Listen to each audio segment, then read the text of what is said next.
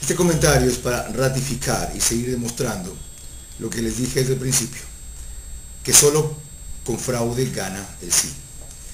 Y como en la única parte que lo hemos podido demostrar técnica y científicamente es en Guayaquil, Omar Simón viene acá para desarmar nuestra demostración.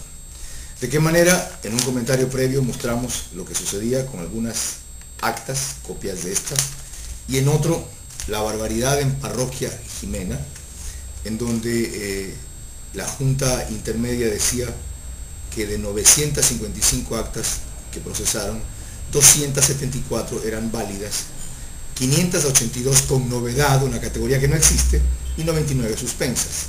Es decir, habían procesado menos del 70% de las actas. Dejaban esa puerta abierta.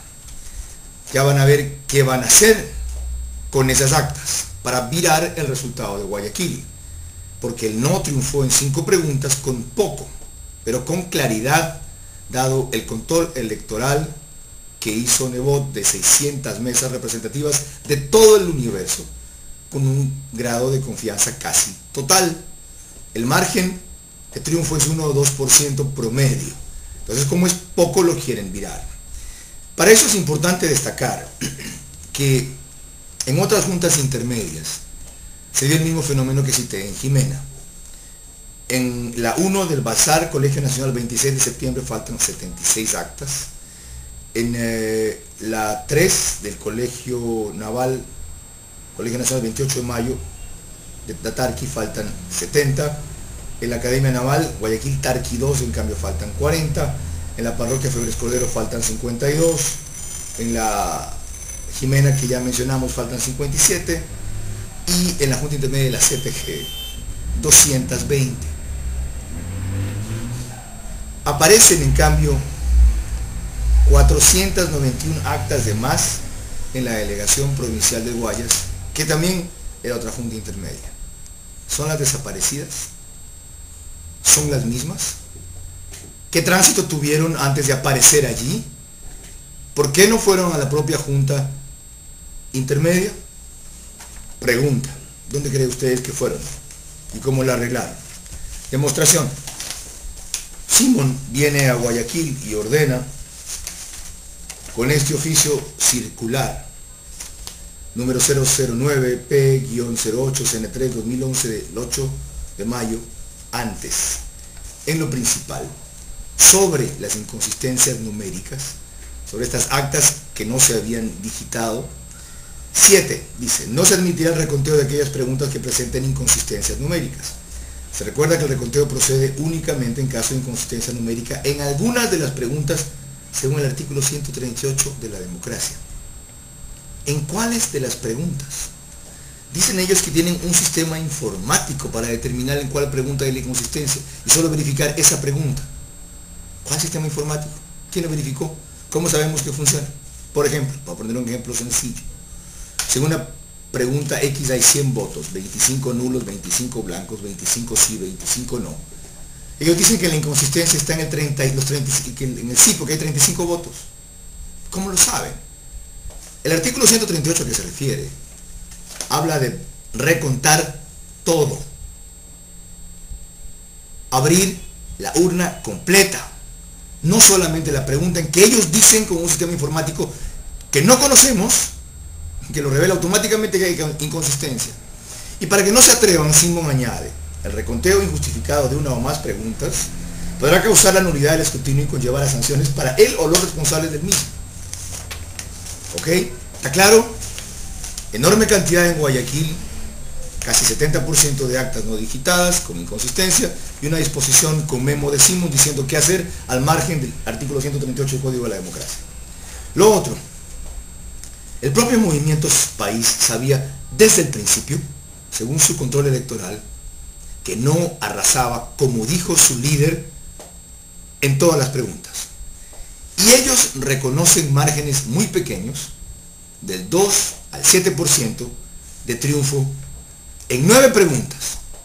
Y en un reporte ingresado a las 22 horas del 9 de mayo, cuando tenían el 78% de las actas, creen que pierden con poco en la 4.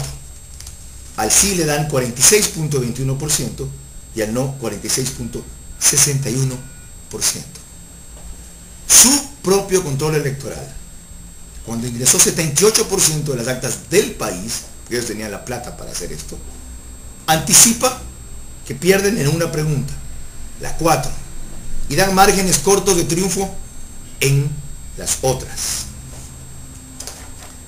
Digo, pregunta por pregunta, primero el sí, luego el no. Porcentajes aproximados, no las centésimas. 1, 50.5 contra 38.8.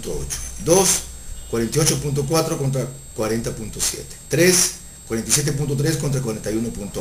4 ya les dije. 5, 46.7 contra 41.3. 6, 46.7 contra 40.6. 7, 45.9 contra 41.6. 8, 48.0 contra 39.6. 9, 45.0 contra 42.0. Y 10, 47.8 contra 39.4. Concluye este reporte el ingeniero Mario Proaño, director nacional de control electoral, diciendo lo siguiente.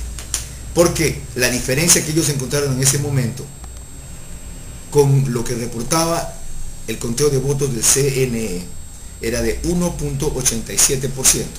Es decir, el CNE le daba 1.87% de votos más al no que el control electoral del país.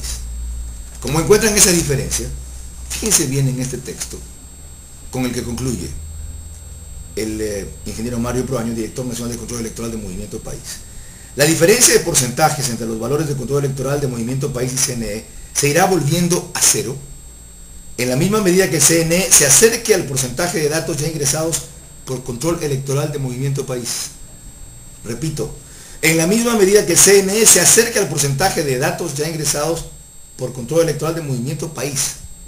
O sea, el CNE es el que tiene que acercarse a lo que el control electoral de Movimiento Gobierno dice, no al revés. Porque un control electoral, por más eficaz que sea, no es más preciso que el propio conteo de votos reales. ¿Está claro? Y continúa. Lo que nos indicará la exactitud de los dos procedimientos de la impresa de sufragio, en razón de que ambos procedimientos tienen una misma fuente, que son las actas de escrutinios de las juntas receptoras del voto.